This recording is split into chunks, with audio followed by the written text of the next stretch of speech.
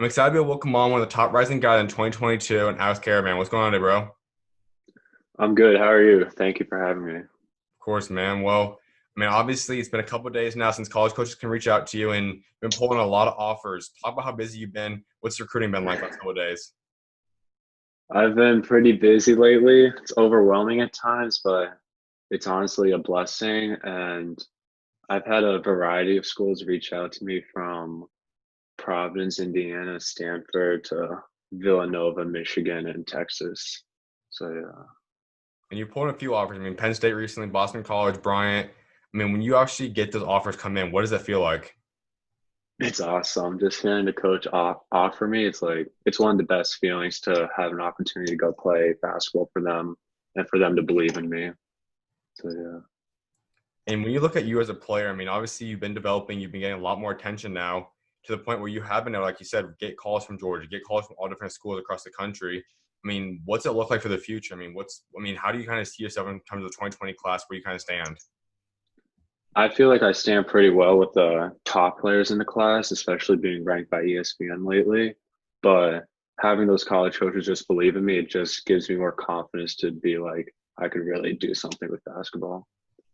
Let's go So, back a yeah. little bit. I mean, I think that first offer that anyone gets is probably one of the favorites or the best one, just in terms of that first feeling. Just take us to that day when you got the Yeah. first call.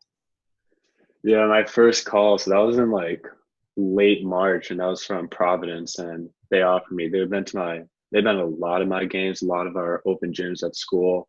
It was just awesome because they're like a local school for me, and playing the Big East, which is obviously a great conference, and just to hear that Providence offer was just, I was overwhelmed with emotions because like I would never expected it to happen like that. So yeah. I know for a lot of guys, I mean, even if that first school that offers you isn't the school you end up choosing, I mean, I know a lot of guys usually like keeping that school in the top groups. I mean, it's probably a school that you really do like, that someone you see possibly staying with you until the very end when you possibly commit. They could, yeah, because local school for me, great conference. All my friends and family could always watch me, and they could easily stay up there. And first offer is always the one I'll remember for sure. Without doubt. And I mean, obviously, you're still a few more years away till you commit, till you really get heavy into this recruiting process. But once this coronavirus goes away, hopefully sometime soon, schools start opening up, doing visits again. How excited you start doing some official visits? I'm excited. I've been looking forward to it for a while, especially with all the schools reaching out. It's going to be tough to pick, but I'll be excited for sure. I mean, when you have the list of schools that's both got interest and offers in you, it's going to be hard to kind of start narrowing it down. How do you kind of plan to look at the five, six schools that you really want to start heavily investing in, kind of start doing visits to and all that? Yeah, I'm gonna look at how consistent the coaches recruit me and like if they want me there for value and I'll be playing there, of course. The style, I don't want to be in a school that's not going to use me, I guess. And my parents are strict on academics too, so if they're good on academics as well, that would be a good school for me. And when you talk about a coach and as a general person, you've been able to talk to some of them now. I mean, what's some of the what's kind of the personalities you really like in a coach and some of the play styles you like from a coach? Yeah, so for a coach, I need them to always be 100% honest with me. They can be more rough on me and more tough on me rather than always kind and just applauding on everything I do.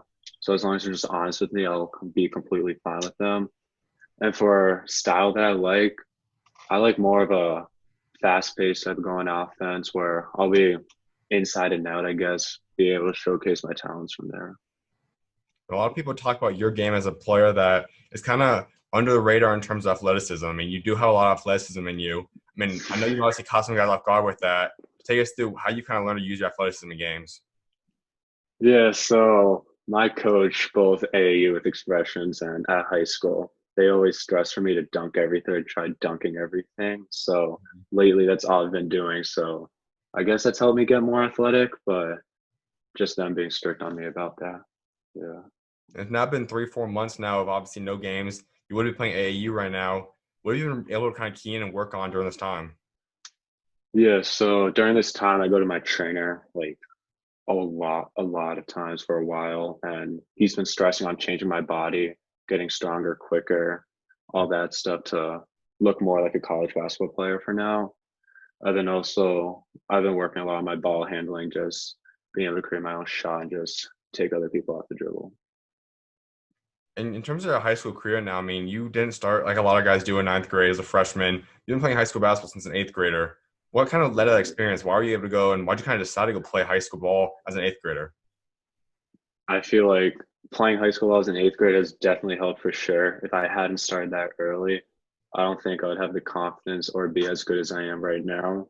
Mhm. And just playing against those older dudes, and we were a good team back then too. And just for them to push me always every practice is just not many other people can say that they did that.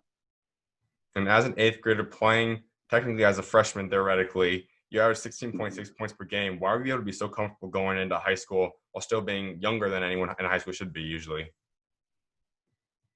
The coach believed in me, the players believed in me, and just having that confidence from everyone around me really helped me produce those numbers. You decided to make the transfer, obviously, for your freshman, technically second year of high school basketball, where you go out there, average 22 points per game, 8 rebounds, and you won Player of the Year. Just what was that year like, kind of expressing and kind of living out your freshman year of high school? That year was probably one of my favorite years of playing basketball besides this year. Mhm. But playing there, it really like boosted my confidence a lot, having the fans all out there for me, the coach telling me just do whatever you want, and just being able to showcase everything that I can do without anyone saying anything or getting on me was just helping boost my confidence skills as well.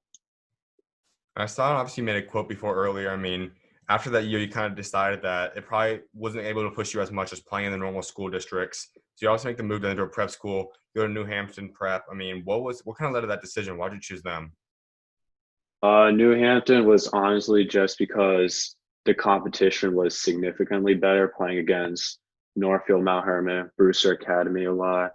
Playing those schools night in, night out is just getting ready for college as well.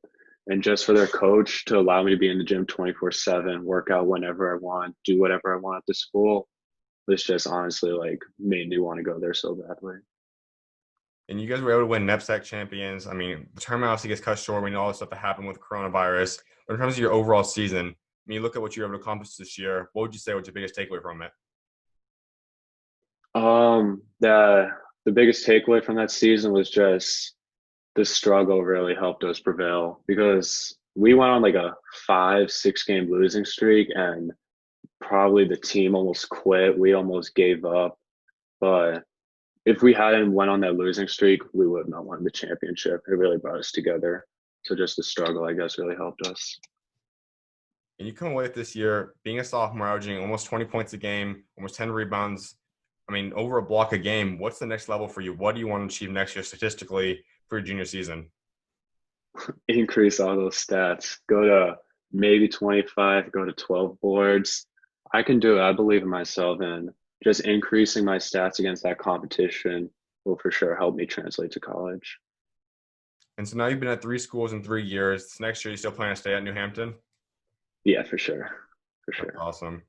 And as we talked about earlier, I mean, obviously you still have 2 more years remaining till you go to college. What's the overall stuff you want to achieve, both personal accolades and as a team in the next 2 years?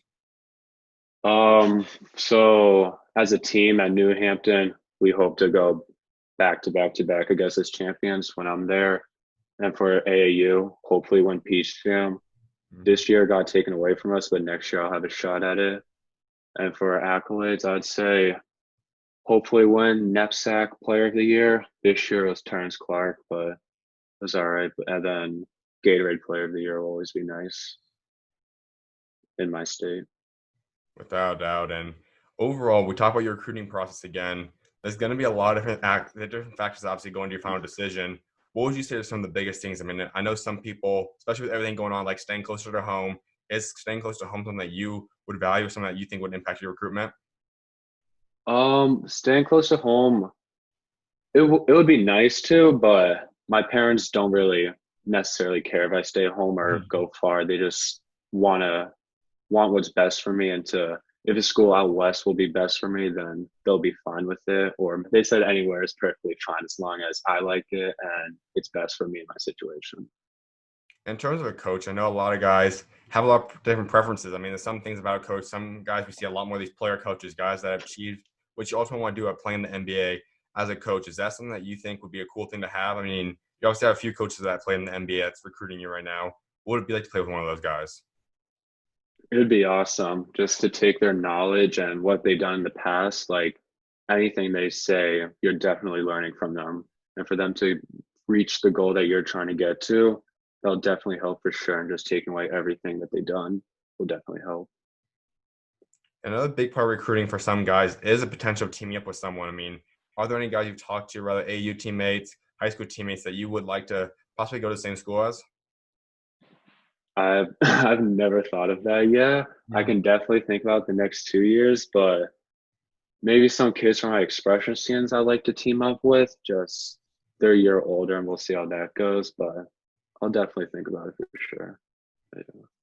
No doubt, man. My last thing before I let you go is when you talk about your legacy you want to have, both in the community, on and off the court, by the time you end up walking away from this game, what do you want that legacy? What do you want to ultimately want to be remembered for? Getting back to the community, honestly, like basketball, the ball stops dribbling. Everyone says that, and just to be remembered to give back to your community, help other kids out to reach their goals of basketball, and just giving back to the schools like New Hampton, Algonquin that I've been to would just honestly be a dream because they can remember me for basketball. I'd rather be remembered for something bigger. That's huge, man. Well, I definitely appreciate you taking time to come on, man. I look forward to seeing what God's got next for you. Of Thank you. Thank you for having me. course, man. You always welcome on, man. God bless. Thank you.